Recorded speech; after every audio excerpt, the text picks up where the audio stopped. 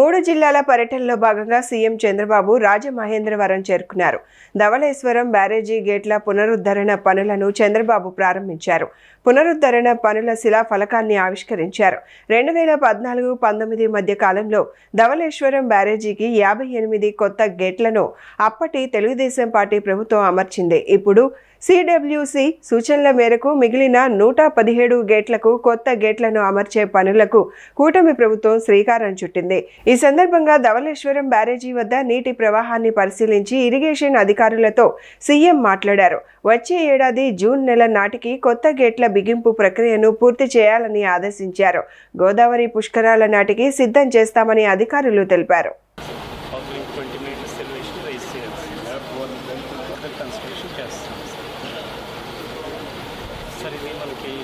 Construction and all the remarks of the expert.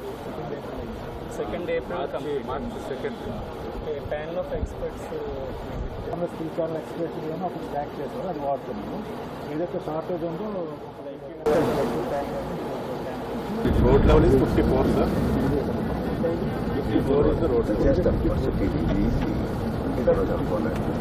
all rock into got the sir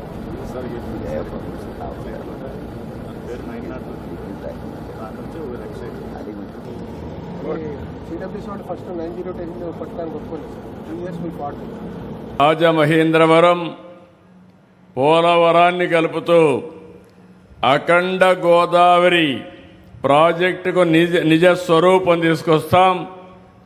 రేపు రాబోయే సంవత్సరమే మనకు గోదావరి పుష్కరాలు వస్తున్నాయి. ఇదొక చరిత్ర.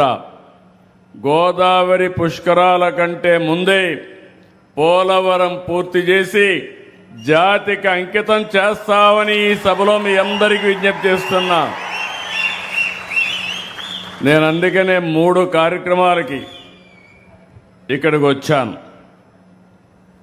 ఒకటి మీరు చూస్తే గోదావరి డెల్టాకు కీలకమైనటువంటి ధవళేశ్వరం బ్యారేజ్ గేట్లన్నీ ఆధునీకరణ చేయడం, 153 కోట్లు, 117 గేట్లు ఇవి పెట్టడమే కాకుండా పూర్తిగా మరమ్మతులు చేసి ఈ ప్రాజెక్ట్ని కాపాడే బాధ్యత తీసుకున్నాం.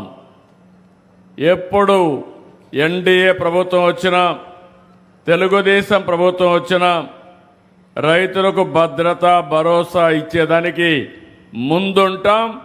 అది మీరందరూ ఆశీర్వదిస్తున్నారని చెప్పి కూడా నేను మీకు తెలియజేస్తున్నా. ఒక మంచి పని చేస్తే ప్రజలు ఎట్లా గుర్తుపెట్టుకుంటారో గోదావరి జిల్లాల్లో ఉండే మీరే దానికి ఒక ఆదర్శం. 19వ శతాబ్దం గోదావరిలో నీళ్లు వెళ్తున్నాయి. పైన మాత్రం వర్షాలు పడకుండా కరువు, తినేదానికి తిండి లేకుండా బాధపడ్డారు. ఇప్పుడే రామానాయుడు గారు చాలా క్షుణ్ణంగా చెప్పారు. దాంతో మనస్సు చెల్లించినటువంటి కాటన్ 1847 1852 మధ్య గోదావరిపై ధవళేశ్వరం కట్టారు. ధవళేశ్వరం కట్టి అక్కడి నుంచి మీరు చూస్తే 175 సంవత్సరాలైంది. కానీ నాగరికత ఎక్కడ నీళ్లుంటే అక్కడే ప్రారంభమవుతుంది. గోదావరి డెల్టా దేశానికి అన్నపూర్ణగా మారిందంటే అది కాటన్ చూపించిన చొరవని చెప్పి నేను మీకు తెలియజేస్తున్నా. ఈరోజు ఆంధ్రప్రదేశ్ రాష్ట్రంలో రైతుల్ని కాపాడుకోవాలి, వ్యవసాయాన్ని రక్షించుకోవాలనేటువంటి ఆలోచనతో ఇరిగేషన్ రంగానికి అత్యంత ప్రాధాన్యత ఇస్తున్నటువంటి మన నాయకులు నారా చంద్రబాబు నాయుడు గారు. దానికి ఉదాహరణే మన గోదావరి జిల్లాలకు గుండెకాయ లాంటి ఇక ధవళేశ్వరం బ్యారేజ్.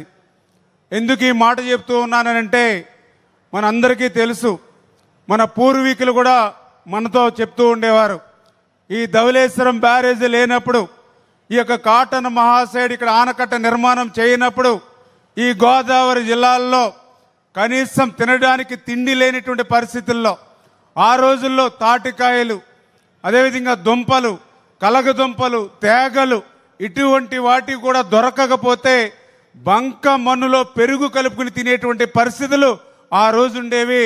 అటువంటి స్థితి నుంచి కాటన్ మహాసేడు ఆ యొక్క ధవళేశ్వరం ఆనకట్ట కట్టిన తర్వాతే, ఈ ధవళేశ్వరం బ్యారేజీ నిర్మాణం జరిగిన తర్వాతే ఈవేళ మనం 2 పూటల గోదావరి జిల్లా ప్రజలు అన్నం తినడమే కాదు, గోదావరి జిల్లా మరి పచ్చగా ఉండడమే కాదు, ఈవేళ ఆంధ్రప్రదేశ్ రాష్ట్రం ఒక అన్నపూర్ణ, ఆంధ్రప్రదేశ్ రాష్ట్రం ఒక ధాన్యాగారం అని పిలవబడుతుంది అని అంటే దానికి ఈ యొక్క ధవళేశ్వరం బ్యారేజే దానికి మూలం అనేటువంటి విషయాన్ని ఈ సందర్భంగా గుర్తు చేస్తూ ఉన్నా. అటువంటి ధవళేశ్వరం బ్యారేజీ గత 5 సంవత్సరాల గొడ్డల పార్టీ పాలనలో ప్రమాదభరితంగా ఉందని సాక్షాత్తు సిడబ్ల్యూసి హెచ్చరించిన ఆ యొక్క ధవళేశ్వరం బ్యారేజీ గేట్లు కొట్టుకుపోయి ఏదైనా ఇబ్బంది వస్తే 2 ఉభయ గోదావరి జిల్లాలు కూడా ఎడారిగా మారిపోతాయని సిడబ్ల్యూసి హెచ్చరించినా కూడా గొడ్డల పార్టీ పెడచెవిని పెట్టినటువంటి పరిస్థితి గత 5 సంవత్సరాల్లో మనందరం కూడా చూసినటువంటి పరిస్థితి. ఇటువంటి స్థితిలో ఆ రోజు 2016లో 32 కోట్లు ఇచ్చి 54 కొత్త గేట్లను ఈ ధవళేశ్వరం బ్యారేజీకి ఇచ్చింది ఆ రోజు ముఖ్యమంత్రిగా నారా చంద్రబాబు నాయుడు గారు. మళ్ళీ ఈరోజు మీ అందరి ఆశీర్వాదంతో అధికారంలోకి వచ్చాక మళ్ళీ ఈరోజు 150 కోట్ల రూపాయలతోటి మిగిలినటువంటి 117 కొత్త గేట్లను ఏర్పాటు చేసింది ఈరోజు నారా చంద్రబాబు నాయుడు గారు.